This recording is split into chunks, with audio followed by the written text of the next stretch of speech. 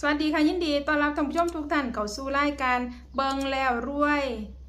ชาแนลค่ะพี่น้องค่ะมาพบมาพอกันกับแบทในเสาร์ของมือวันที่13ค่ะเดือนสิงหาคมนะคะปีพุทธศักราช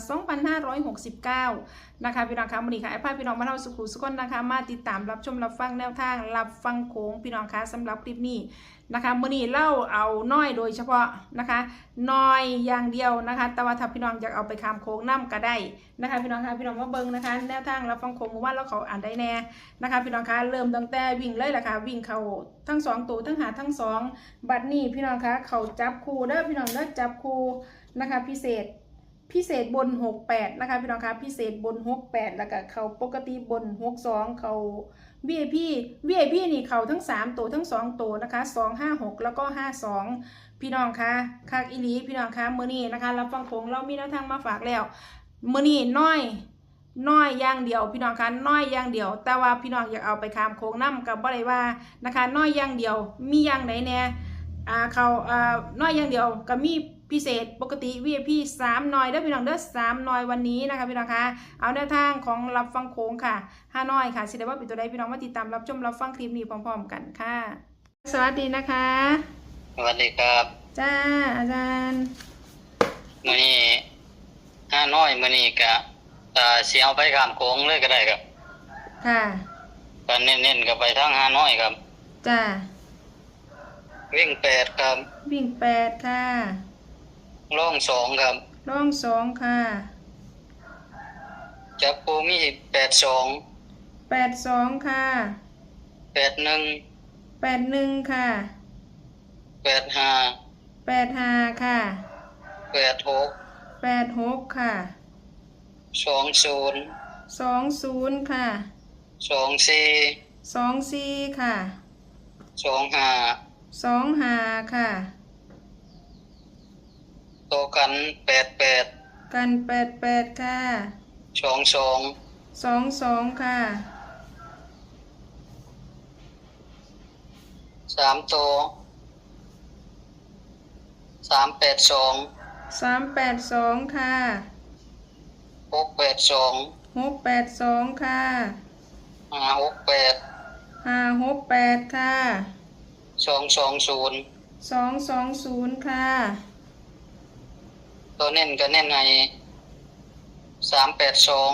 382ค่ะ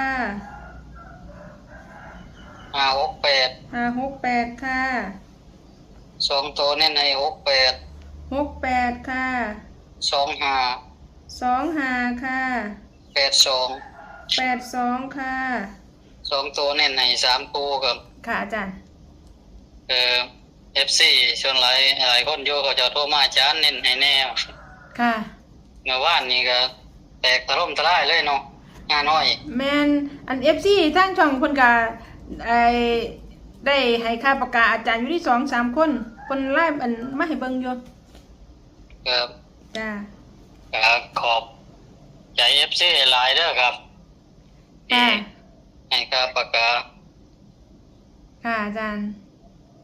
ก็มื้อนี้ก็คิดว่าสิมานคือเก่าครับค่ะอาจารย์เมื่อวานนี้มื้อสุดท้ายยังแตก3ตัวโตอีกเนาะค่ะ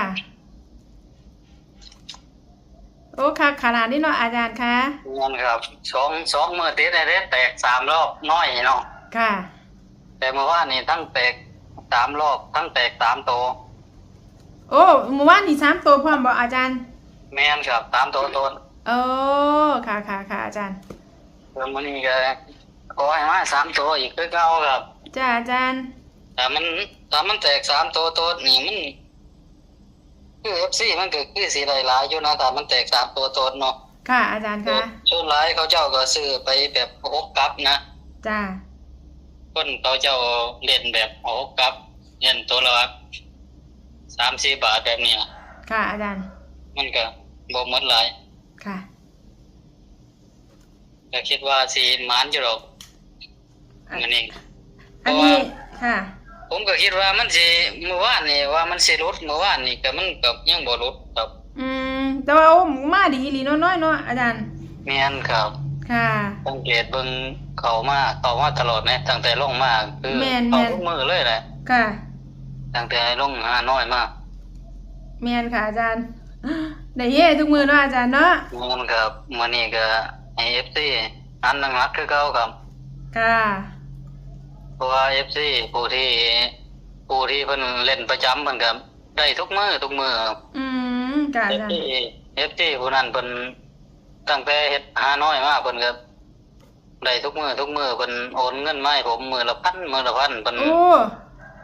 ให้ผมทุกมื้อเลยตอนเช้าเพิ่นโอนมาให้ทุกมื้อเลย ค่ะ FC ผู้นั้น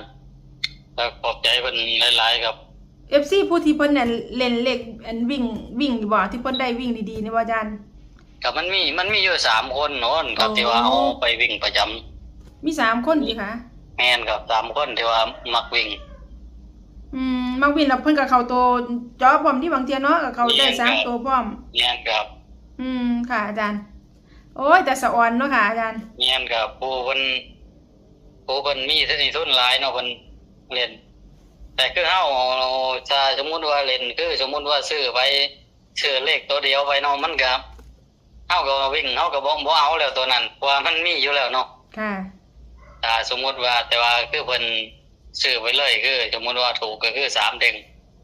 ไปเลยนะ ค่ะ เมื่อวานนี่ก็แตกถล่มทลายเลย ค่ะอาจารย์ FC ที่ว่าหลายคนอยู่ที่ว่าเพิ่นว่าปลดหนี้ปลดสินไปก็ FC ผู้นั้นก็ลดหนี้ไปแล้วเพิ่นว่า โอ้ดีค่ะอาจารย์ น่าดีใจนำเพิ่นครับ ค่ะ ก็บ่แม่นหนี้ค่าเลขหรอกหนี้แนวอื่นพุ่น ค่ะ ถ้าเพิ่นก็ลดไปก็ดีใจนำเพิ่น แม่นอาจารย์คะ ก็ FC รับฟังโขงก็ที่ว่าติดตามก็อยากให้ปลดหนี้กันทุกคนนะครับ จ้า บางคนก็คือผมว่าคนเบิ่งคลิป1,000 คนนี่มันต้องมีจักก็ประมาณ50 คนที่ซื้อเนาะ แม่นค่ะอาจารย์ ว่ามันก็หลายคนอยู่นะ ค่ะ กับมื้อนี้ก็ให้ FC มันมานคือเก่ากับ จ้าอาจารย์ ครับมีเท่านี้ครับสำหรับแนวทางมื้อนี้ จ้าให้อาจารย์เช้าเร็วๆคือกันเด้ออาจารย์ค่ะ ครับขอบคุณหลายๆเด้อครับ จ้าขอบคุณอาจารย์คือกันค่ะ สวัสดีนะคะอาจารย์ สวัสดีครับ ค่ะ สรุปแนวทางท้ายคลิปนี้ค่ะพี่น้องคะแนวทางรับฟังโค้งค่ะพี่น้องคะชุดนี้เป็นแนวทาง5น้อยโดยเฉพาะเลยวันนี้นะคะพี่น้องคะแต่ว่าถ้าพี่น้องอยากเอาไปคามโค้งก็เอาไปได้นะคะ แต่ว่าเราเอาน้อยอย่างเดียวเลยมื้อนี้พี่น้องคะ3น้อยนะคะพี่น้องคะ3น้อยเนาะพี่น้องมื้อนี้นะคะวิ่ง8กับ2ค่ะเน้น8ค่ะจับคู่มี8 2 8 1 8 5 8 6 2 0 2 4 2 5ตัวกัน22กับ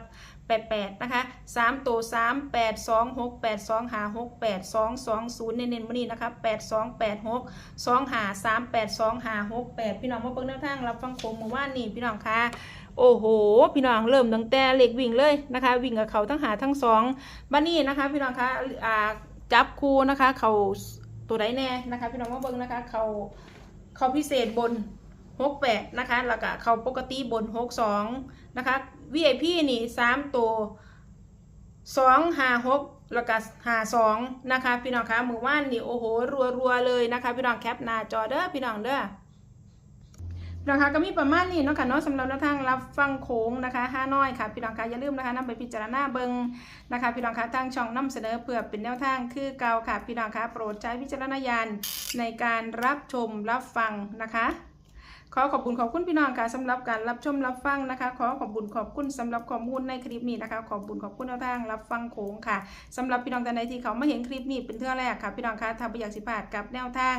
เด็ดๆแบบนี้นะคะเขามาแล้วก็อย่าลืมเด้อค่ะพี่น้องคะฝากกดติดตามนะคะกดไลค์กดแชร์นะคะกดกระดิ่งแจ้งเตือนทั้งหมดนะคะเพื่อที่จะได้บ่พลาดทุกคลิปทุกข่าวสารแนวทางจากทาง